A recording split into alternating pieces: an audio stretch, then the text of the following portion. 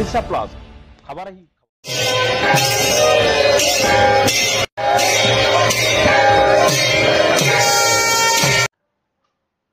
आज जोरंदा आरंभ है विश्व प्रसिद्ध माघ मेला।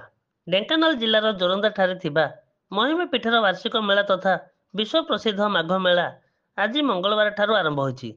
प्रातः कौपुणधारी एवं बकलधारी साधु सन्थ माने विभिन्न रीतिनीतिर सहित मुख्य शून्य मंदिर एवं अन्य मंदिर मानकरे पूजार्चना करथिले। ଏହା ପରେ राज्य तथा राज्य बाहर लक्षाधिक भक्त मानकर समागम घटिला। साधु सन्थ माने ମଧ୍ୟ ଆସିଥିଲେ एवं अपराह्न विश्वर उद्देश्य बा विश्वर मंगल पाई एठारे घोटाउती और झाड़ दीप जलिबार सूचना मिली। ढेंकानालरू बलराम साउका रिपोर्ट, ओडिशा प्लस।